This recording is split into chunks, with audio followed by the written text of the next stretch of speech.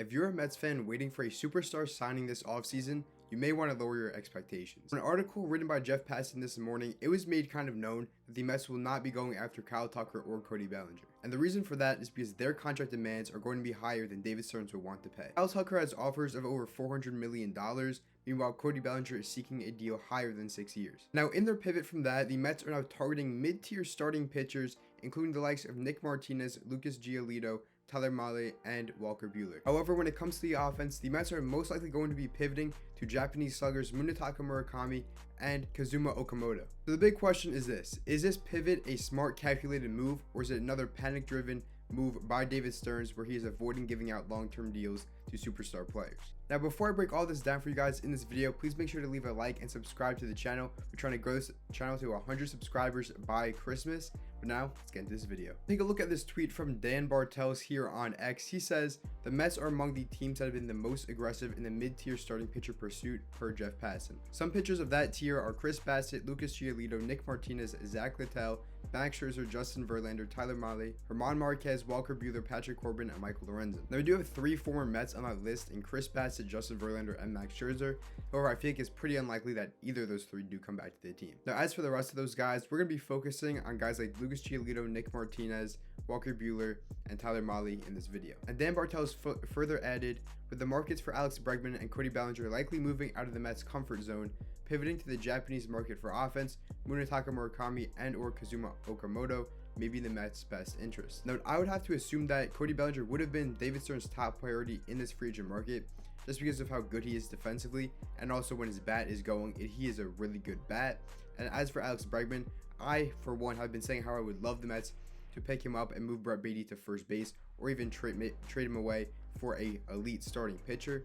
However, if the markets for those 2 guys are way too high and out of the David Stearns, realm of possibility, I think that pivoting to guys like Munetaka Murakami and Kazuma Okamoto would also be in the Mets' best interest. But now let's break down a couple of these guys that the Mets could be going after. And his first guy is going to be starting pitcher Lucas Giolito. So over the 2025 season, he posted a 2.1 B-WAR, a 3.41 ERA. He pitched in 26 games, had 145 innings pitched, and a 4.17 FIP, 7.5 Ks per 9, and 3.5 walks per 9. And you can see that his year this year was far better than his career norms, as over the course of his career, he has a 4.3 ERA and a 4.41 FIP. Now, when it comes to Lucas Giolito, his underlying numbers are honestly not that great, as he's in the bottom percentile of basically every single statistic that you could find on Baseball Savant. Now, as for his pitch mix, he's kind of a 3-pitch pitcher. He uses his 4-seam the most 48% of the time. He throws at 93 miles an hour. He has a slider, which he throws 26% of the time, which is an 86-mile-per-hour pitch, and he throws a changeup 23% of the time. He also does have a curveball, however, he only throws it about 3% of the time. When we break down his numbers pitch by pitch, his 4-seam fastball was by far his worst pitch, as he allowed 6 home runs, he allowed a 267 batting average, 301 expected batting average, a 389 slug, so he honestly was not great at throwing his fastball. And on top of that, his whiff percentage was only at a 16%, which is horrific. Now when it comes to his slider and his changeup, he was actually pretty solid. So with his slider, he allowed a 234 batting average, and with his changeup, he only allowed a batting average of 194. And his whiff percentage on his slider was 32%, which is pretty good, and on his changeup, it was 27%. However, with his changeup, he was giving up a lot of long balls to give up 7 home runs on the year just from his changeups alone. So when it comes to Lucas Giolito, if the Mets were going to pick him up, you would obviously want him to throw his fastball less, or at least work on that fastball to get it a little bit better,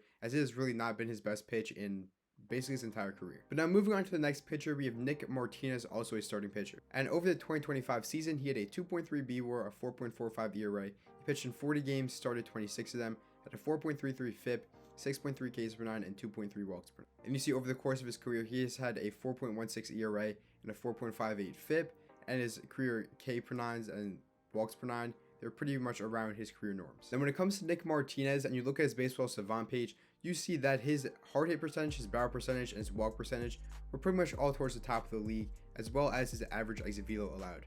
And 2025 could have been an outlier season, as over the 2023 and 2024 seasons, he had an ERA of 3.43 and 3.1, so he was obviously much better in the previous 2 seasons. Now when it comes to his pitch mix, he's a 6-pitch pitcher. He threw a cutter 21% of the time, his 4-seam fastball 21% of the time, his changeup 20% of the time, his sinker 17% of the time, his curveball 11% of the time, and his slider 10% of the time. When you take a look at his pitch mix, it's very obvious that his 3 worst pitches are his 4-seam fastball, his slider, and his cutter. His slider is a little bit weird because it is the pitch where he gave up his second highest batting average, which was 297.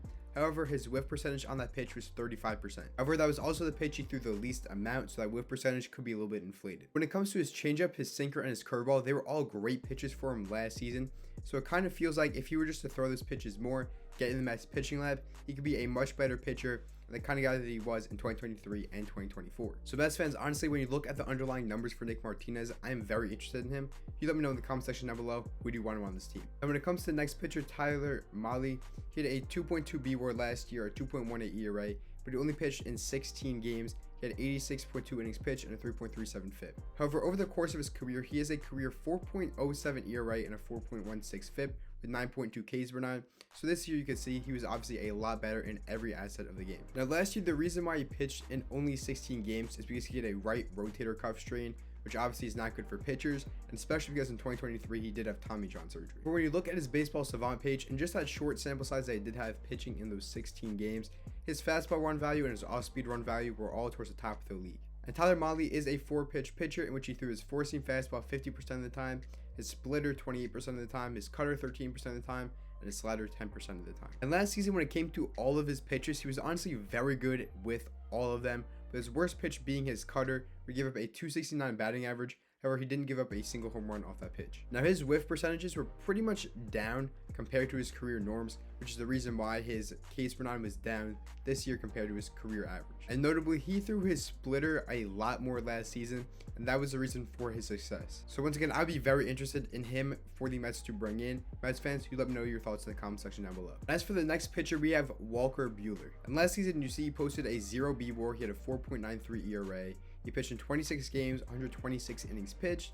He had a 5.66 FIP, 6.6 Ks per 9, and 4.4 walks per 9. And over the course of his career, he had a 3.52 ERA, a 3.83 FIP, 9.1 Ks per 9, and 2.7 walks per 9. So you see, he has been a good pitcher in the past, but over the past 2-3 seasons, he has really not been himself. Buehler is a 7-pitch pitcher. Last year, he used his 4-seamer, a cutter, a sinker, a slider, a knuckle curve, a changeup, and a sweeper. Unfortunately for him, he kind of got hit around on all of those pitches except for his sinker and his sweeper. So I guess if the Mets were to bring him into this pitching lab, you would kind of want him to lean into that sinker and that sweeper just a little bit more. Especially because on that sweeper, he had a 34 whiff percentage, which is fantastic. So despite the fact that Walker Buehler did have a bad 2025 season, at one point he was DFA'd from the Red Sox and he went to the Philadelphia Phillies, where he pitched to a .66 ERA in 13.2 innings. So he had a very solid very end of 2025, so maybe he could carry that momentum into the 2026 season, and because of that reason, I would be interested in seeing him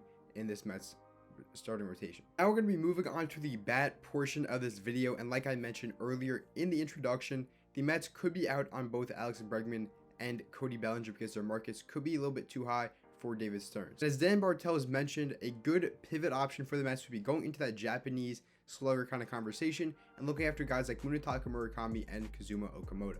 Now, before we hop into the stats of both of those players, I think it would be good to mention that both of these guys could play first base for the New York Mets and split time there with Jorge Polanco. Now, the first guy we'll look at is going to be Munetaka Murakami, and over the course of the 2025 season, he had 24 home runs, he had 52 RBIs, he had 5 stolen bases, and he slashed 286, 392, 659 to an OPS of 1.051. And over the course of his career, he has been outstanding, hitting 265 career home runs in the NPB, having 722 RBIs, a 945 OPS, and he slashed 273, 394, and 550 over the course of his career. Now, Murakami is an interesting guy, and like I have mentioned in earlier videos, he does struggle hitting against the fastball, which is very, very concerning.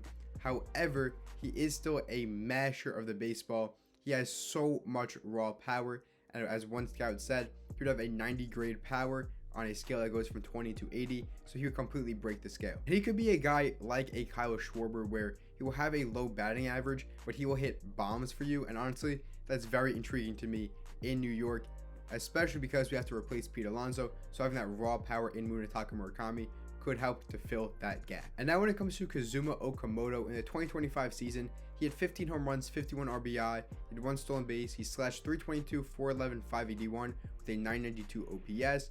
And over the course of his career, he has hit 277 home runs, having 872 RBIs, hitting it to an 856 career OPS, and he slashed 274, 355, 501 over the course of his career. Okamoto would also be playing first base for the New York Mets, and now the fact that he is a right-handed hitter could intrigue the Mets even more because we do need a right-handed bat at first base. And I think Kazuma Okamoto will be a perfect fit, especially because he can hit for average as he showed in the last season, hitting 322 from the plate. However, over the course of his career, he has shown that he can hit a lot of bombs too, having multiple seasons over 25 home runs. So I think that adding Kazuma Okamoto to this lineup could greatly benefit us. Now, if we do have to pivot from guys like Cody Bellinger and Alex Bregman, we still will need to add a guy in the outfield. But as for now, I've gone over a lot of those guys, and some of those, low range guys could be people like Harrison Bader.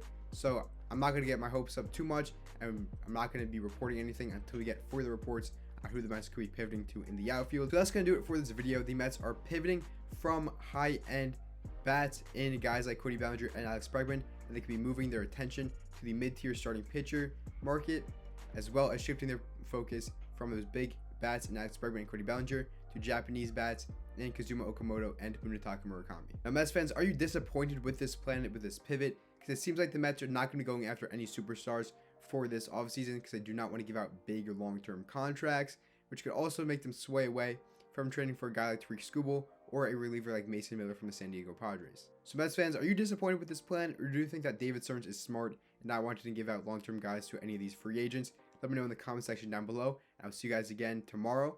Peace.